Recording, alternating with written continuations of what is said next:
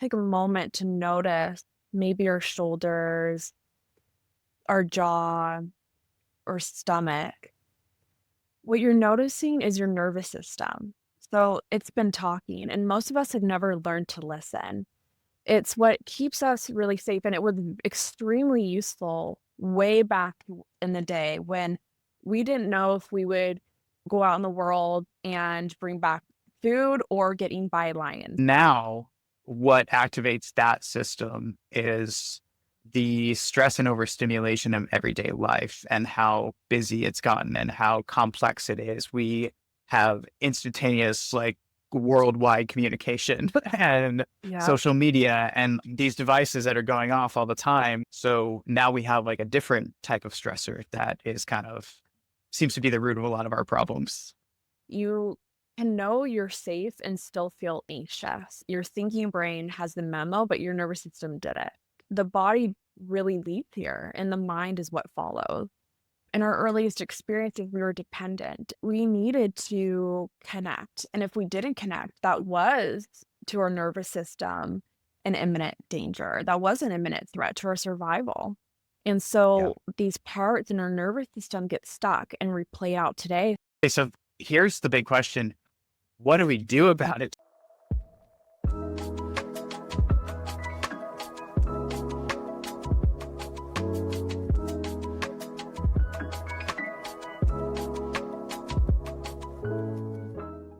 Hey, everybody, what's up? Welcome to the Higher Human Podcast.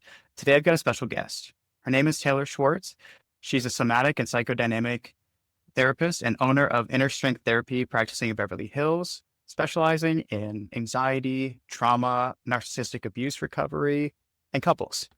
Her work integrates depth psychology, nervous system healing to support clients in reconnecting with themselves, strengthening emotional resilience, and creating meaningful, lasting change. I Welcome, actually Taylor. Thank you I so much for actually coming. Yeah, hello. Thank you for having me. Yes, of course.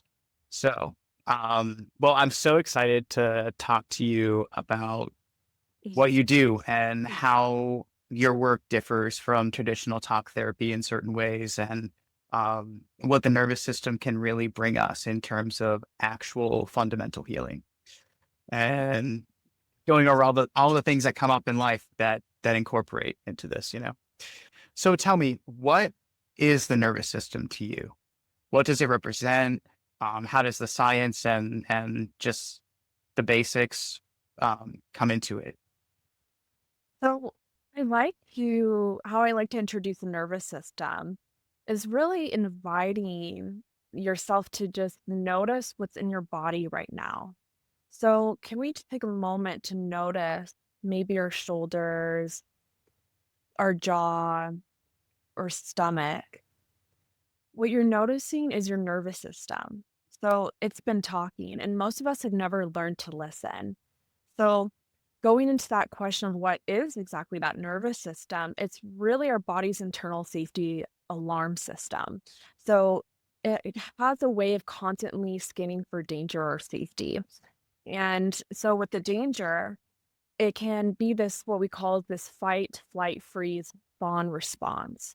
Yep. So it's what keeps us really safe. And it was extremely useful way back in the day when we didn't know if we would, go out in the world and bring back food or get eaten by lions. So that really Right. helped us stay in such a mode where it helped us survive. Well, fast forward today, we don't really have that similar challenge. What we have are more modern day stressors. And Mhm. so with those modern day stressors, our nervous system still responds in the same way, even if there's no actual imminent danger in front of us. So Right. when you look at it, we also have the safety, part, the safety um, part of our nervous system. So that's in charge of feeling at rest, connected, how we think, how we regulate. And so when we look at our nervous system, a lot of times we try to regulate it with logic. Like, for example, just relax. Maybe we've had that self talk before. But the nervous system responds to body signals. So more of that breathing, movement, touch, and tone. Right. So When mhm. you're like when you're thinking thoughts, like you're like, "Oh, if I think better thoughts, I'll just calm myself down." And sometimes that might work, but if you're already up here, it's not gonna work, you know? Exactly. Even if your brain has the memo, your nervous system didn't. Right. So, the body, I like to say, is the body leads, the mind follows. Mhm. Absolutely. So, what is the nervous system? So, we have the autonomic nervous system that's made from two parts. We have the sympathetic part of our nervous system, and you may have heard the term fight, flight, freeze, fawn response. So that's our Yes. danger part of our nervous system that really searches for any danger. Like that alarm system, I like to call it. So it's constantly Mhm. scanning.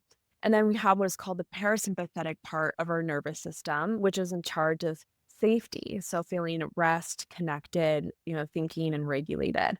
So we have what is called this kind of neuroception, and the scanning happens really below a conscious awareness. So we're not even aware of what we're looking out for in the sense. So yeah, leaving with the body leads, and I think another part is like using the mind. You can know you're safe and still feel anxious. So it's going Yes. back to your thinking brain has the memo, but your nervous system did it. So Mhm. the body really leads here, and the mind is what follows. Right. Okay. Well, that's really helpful, and, yeah, as we talked about, it's like we evolved from hunter-gatherers Mhm. and, who had mere stone tools most of the time to protect themselves Yeah. from sometimes animals that were much more powerful than them. So, like, every day going out to find food to survive, there was some immediate threat, whether it was something foreign that you didn't understand or an animal that just could sneak up on you and, outmuscle you basically. Um, yeah, so much out there that we don't have to look out for anymore. And it seems that now what activates that system is the stress and overstimulation of everyday life and how busy it's gotten and how complex it is. We're not just communicating with each other in small communities. We have instantaneous, like worldwide communication and Yep. social media and, these devices that are going off all the time when, you're in the middle of just trying to think about anything. So now we have like a different type of stressor that is kind of seems to be the root of a lot of our problems. Definitely. And it just, living in this world that's so demanding, of Yes. us, it definitely can create that very hypervigilant, response in our nervous system, even when it's so clear, like we have, like you said, these modern stressors, but there's no imminent danger, around us. Right. So, I hear the word somatic therapy or somatic healing or something thrown out there a lot. Um, since it's what you do, can you help us understand what it really is? And So, stoma is the Greek word for body. So, therapy is really focused on how emotions and stress lives in our body and not just our mind. So, the Mhm. typical, I like to call it, we're used to this top to bottom therapy. So, the typical top to bottom therapy is, focusing on the top, such as what are you thinking, right? A lot of thought process, but we never really get to the feeling of it. And that's where somatic therapy comes in. So Mhm. somatic therapy is, for example, what do you notice in your body? Really looking at body awareness, tools such as breath work, gentle movement, and to really help our body access that safety parasympathetic part of our nervous system to access that place of peace and feeling at rest to help us get unstuck out of that, you know, danger response of our nervous system.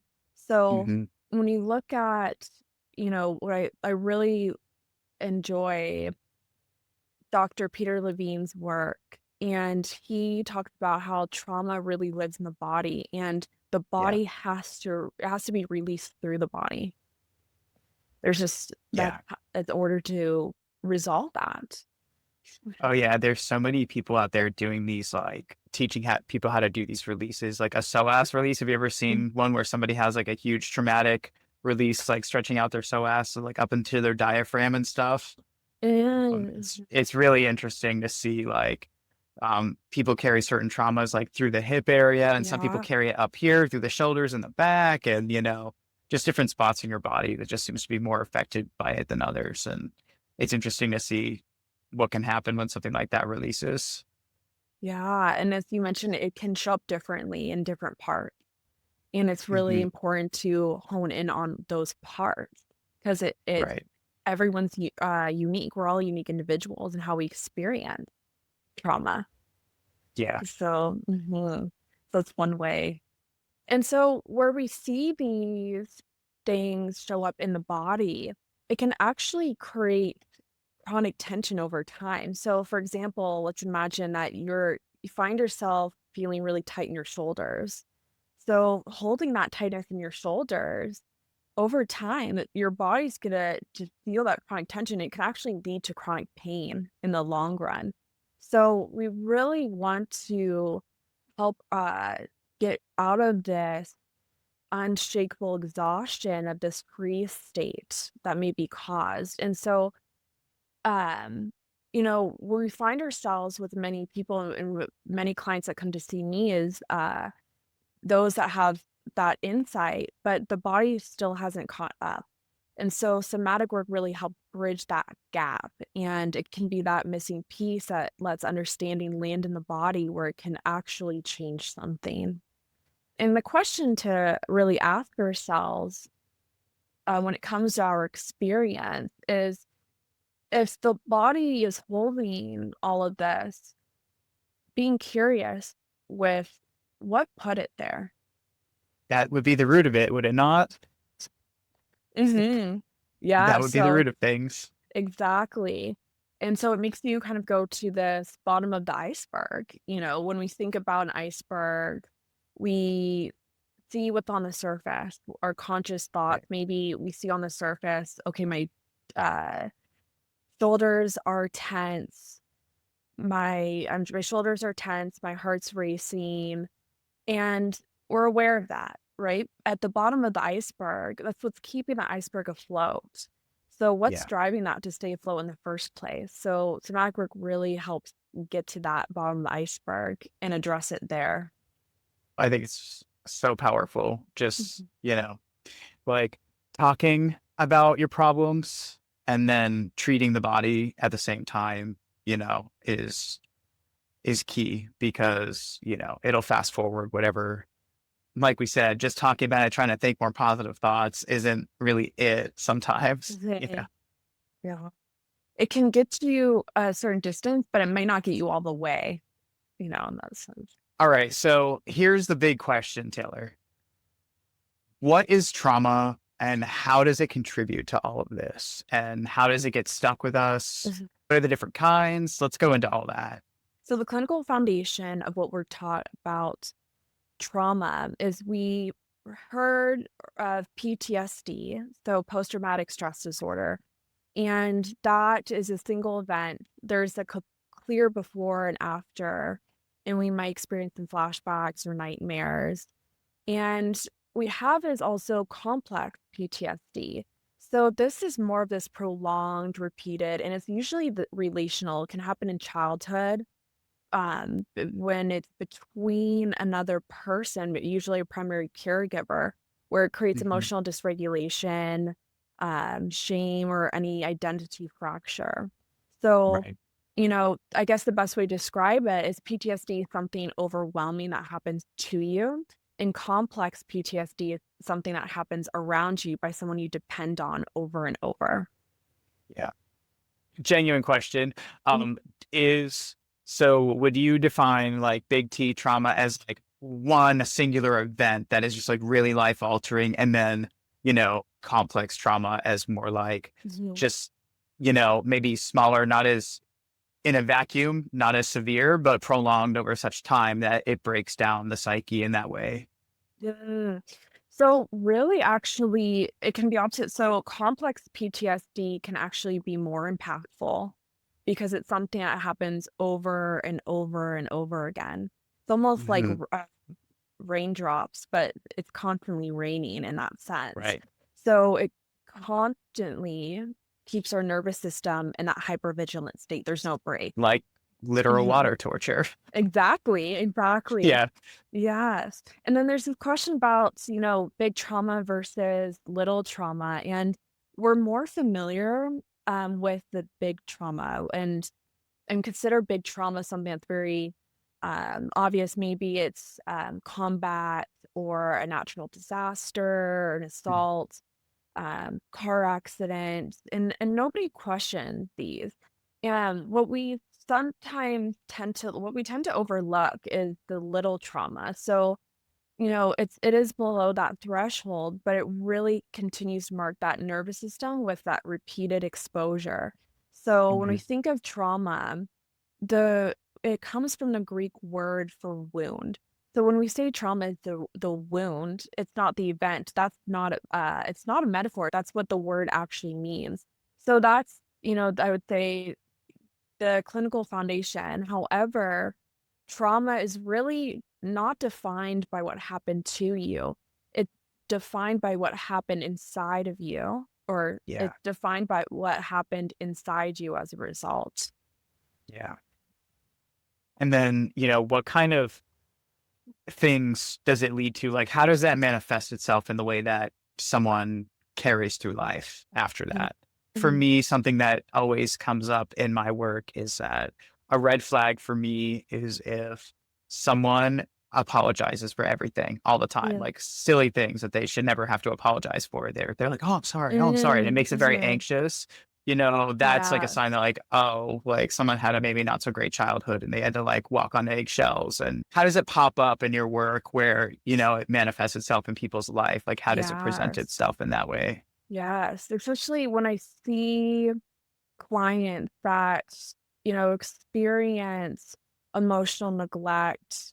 For example, maybe your feelings were ignored.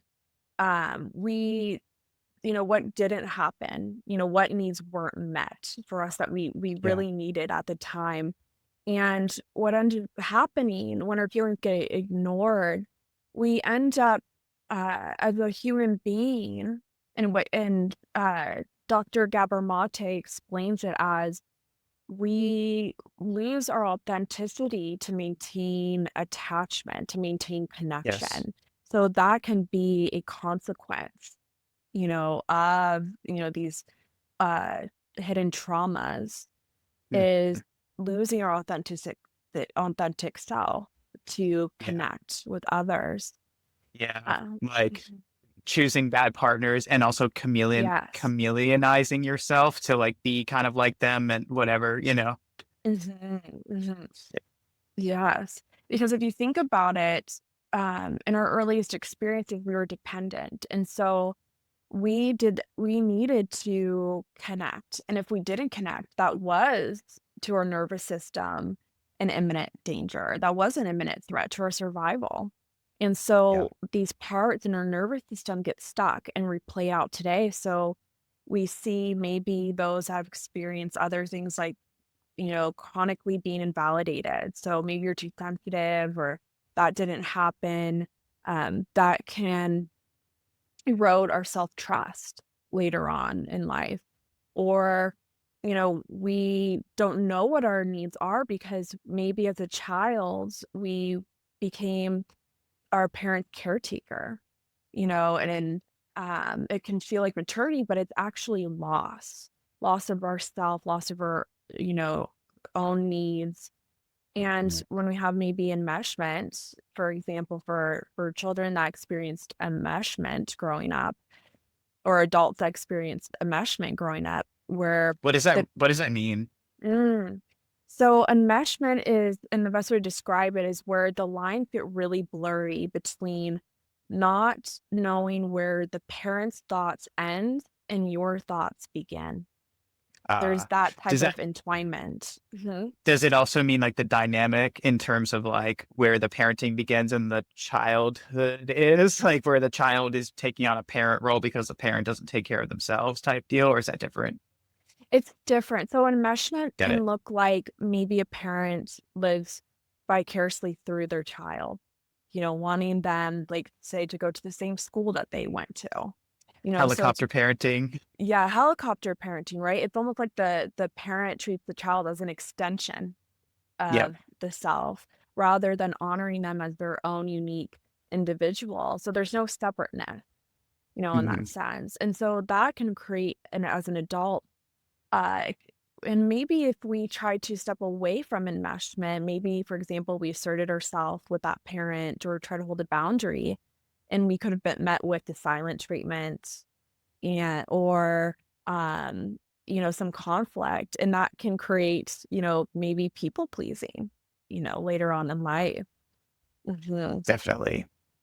Have a lot of Yeah, clients that work through that too, and teaching them to rewiring them to think about themselves differently, and help them understand that, if you want to be there for everybody else, that's fine. But if you aren't there for yourself first, you aren't ever going to have the energy to do all of that other stuff.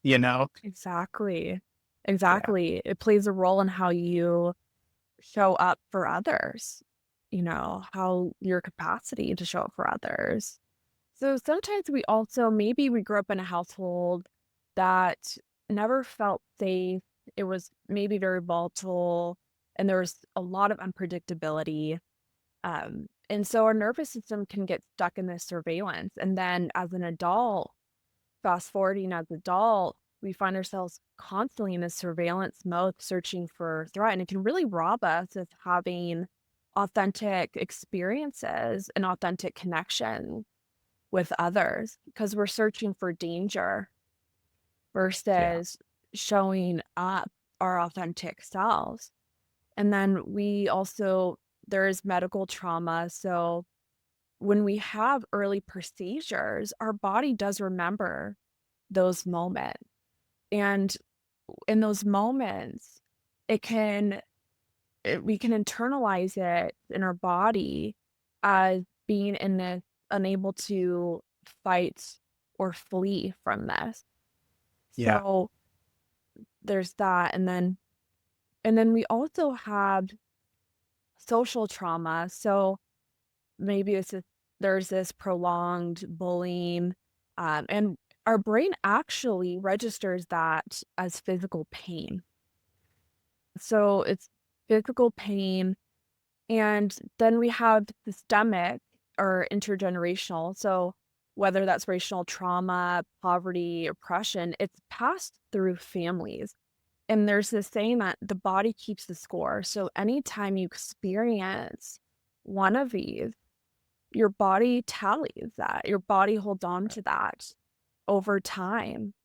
And so it's important that we really look at those moments that your body has been holding on to so it doesn't impact how you show up in the world around you.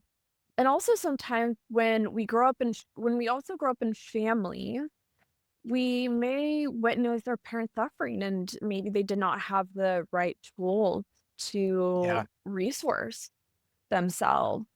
And when we witness that suffering, that can also be very dysregulating to your nervous system. So with that happens, our nervous system absorbs it all. And Mhm. we sometimes, in order to soothe our nervous system in those moments, what happens is the child may feel responsible or try to take care of the parent's suffering and pain. So that in return soothes their nervous system. So that Right. was a way, to keep them safe. So then you find those, dynamic later on in life of feeling responsible for others' emotions. So we end up as adults, we feel responsible for taking care of other people's emotion.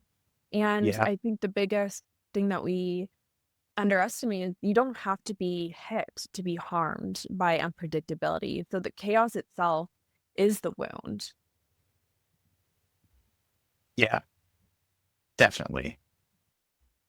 You know, those dynamics where it's so hard to break people from those dynamics to where their nervous system is fed by soothing the parent that just never got the right tools. And, you know, one of the hardest things is to try to take somebody from blaming themselves for that and always showing up and always, you know, giving in to that.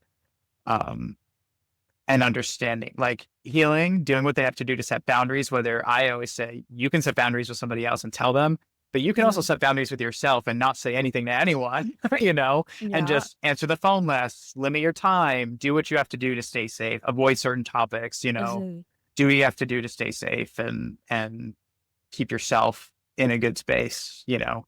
Um, Mhm. but breaking people of that pattern of thinking is so hard, but it is, you know, I think the sign that you healed from that is you say, you know what? I can't tolerate XYZ, but I understand how you got there and I forgive you because you Mhm. just didn't have the tools you needed as a kid. Because let's face it, I Mhm. think generationally, I see this a lot in my work. I don't know if you do too, but generationally, I feel like, you know, the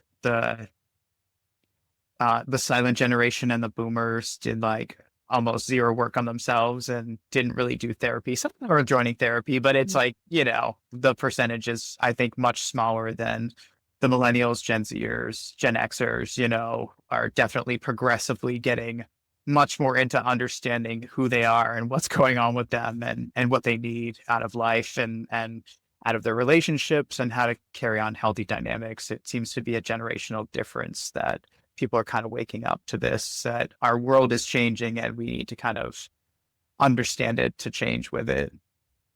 Definitely. And we're seeing, especially now, the importance of emotional needs and Yeah. emotional traumas and the impact it creates. And, previous generations did not have tools, it was not nearly talked about at all I mean, about if you went to therapy, emotional you were needs. Yeah. crazy. You were assumed to be Yes. crazy if you went to Yes. therapy.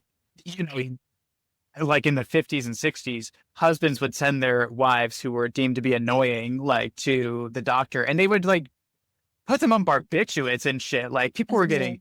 heavily addicted to drugs that just made them couch potatoes, basically, and you Mhm. kind of zonked them out. And, you know, that's the way whatever relationships or mood or whatever was dealt with back then. And that's just crazy now. But, you know, you were thought to be Yeah. crazy to go to a therapist to get help to do better in life. So, like, those messages that, were received in that generation kept us very stuck and in a lot of pain that we Yeah. carried. And so we're just now seeing a shift that it's not for crazy people, in those sense. It's definitely But not. yeah, it's definitely not. But also I think, with a lot of this work that we do, therapy can also be most powerful when we're simply seeking deeper self-understanding Yeah. and clarity. And so it's we're definitely seeing some shifts now. Yeah. I Starting to see agree. some shifts. Yeah. Mhm. Okay, Taylor. So here's the big thing. How do we know? Like, how do we know we're in this state? Because I feel like sometimes what happens for me and for many other people that I helped is that unfortunately you missed a few red flags along the way, and all of a sudden you're at like the emergency alarm is going off and you're in big trouble. What are the signs of a dysregulated nervous system? So there are quite a few signs, and when it comes to building awareness towards our nervous system, we often find ourselves not noticing it until we're already at that breaking point. So we have like almost a spillover and we're feeling extremely overwhelmed. So here are some signs of a dysregulated nervous system. So some of the signs include constantly feeling on edge, maybe a bit overstimulated, So we have difficulty concentrating, such as racing thoughts come up, and we can shut down, withdraw. And that shutting down, withdraw is part of our freeze response in our nervous Yeah. system. And we can also be overwhelmed by any sensory input, whether that's lights or sounds, The touch. grocery store. It's the grocery store. Oh, wait. Yeah, exactly. Yes. I'm just like, there's way too much going on, basically. And if you let yourself, once you learn to recognize it, it definitely gets better and you can Mhm. seriously get those things under control. But sometimes people, unfortunately, don't know what overstimulation is and they don't Mhm. know that they're experiencing it. They just think that they're in a bad mood. Yeah, and then they just You know, react to it. They just have this exactly. mhm. You have that outburst where you're like yelling at somebody for no reason and they're like, what's your deal, man? Nobody wants to be there and nobody wants to be that person. Mhm. Yeah, so it really is a nervous system response. It's our I like to say is our nervous system is being very loud. It's trying to get your attention here. Yes. Yeah. And other ways it tries to get your attention also include that chronic body tension, in our jaw. I feel it's very common in our jaw, in our Clenching shoulders. and stuff. Yeah. Jaw clenching. I hear it most commonly in the shoulders when I work with clients. Yes. I feel Um, like women, especially when you carry stress up here, and then once you get tight up here, then your chest muscles and everything contracts. So you can't actually get full deep breaths, which is another problem. yeah, You have to like start stretching to help with that too. It's not exactly. just the breathing at that point. You've got to learn how to open up those muscles and Mhm.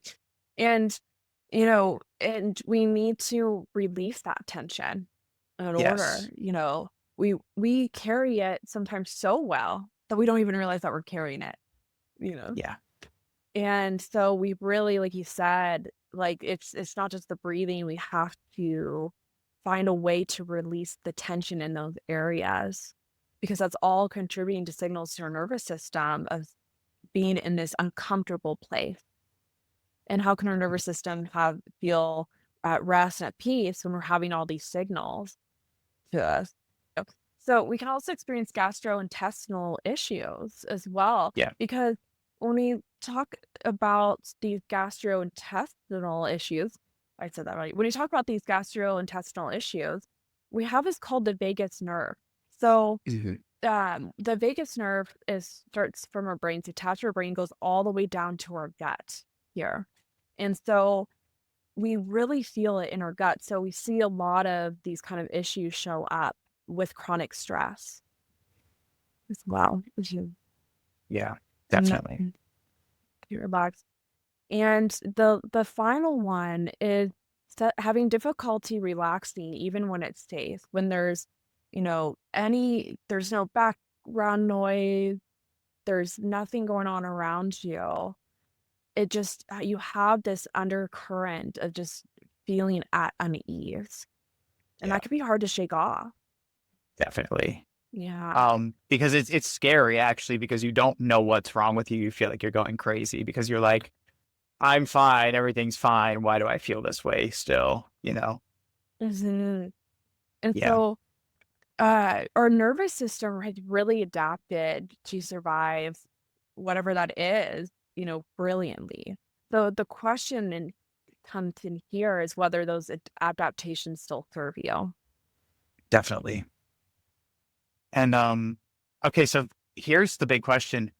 What do we do about it, Taylor? No. So here are some simple somatic tools that, we could try. Do I say, or here are somatic tools to try right now. So I'm going to introduce what I call the VU breath.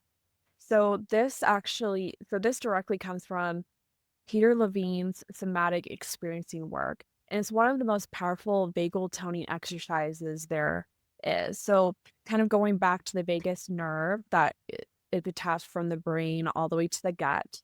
So, you may have heard the Mhm. sound, right? And so Peter Levine found out that the VU sound actually creates an even deeper vibration in our diaphragm. that stimulates that vagus nerve. That's the branch of the nervous system responsible for safety, connection, and calm. It's not about relaxation in a shallow sense. It's about signaling to the deepest parts of your system that the threat is over and you can settle. So we're gonna Yeah. do, uh, one of these inhales in. So we're gonna do a nice slow inhale in and exhale out. Ooh,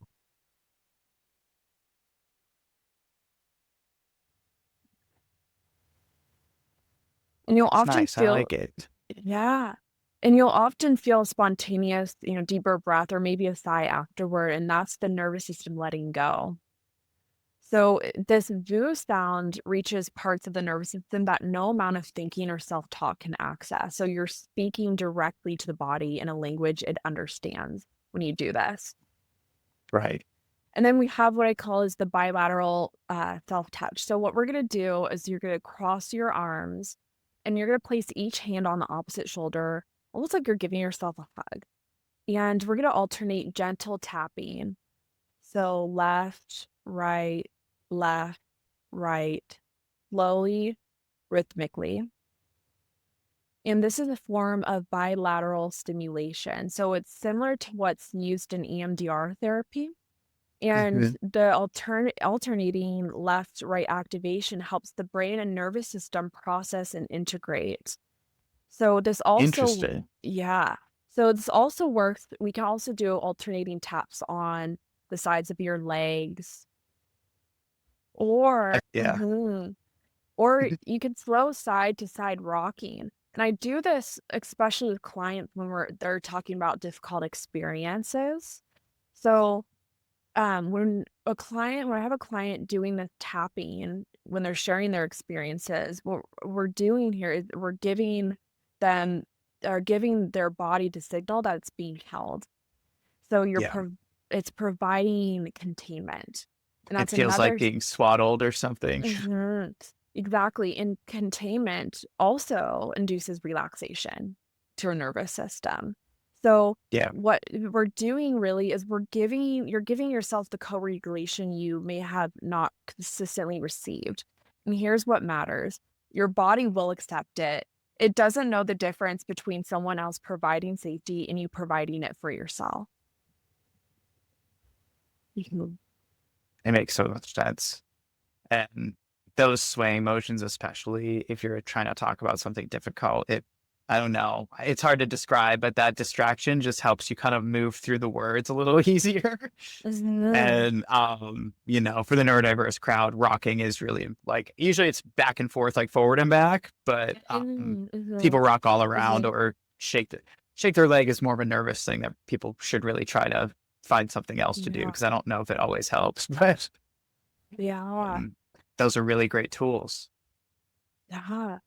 So, they can be done these are tools that can be done at any time, even if we're not in an uncomfortable place, it's a helpful tool to practice or almost prime ourselves, our nervous system, to prime ourselves to practice getting in that parasympathetic part of our nervous system.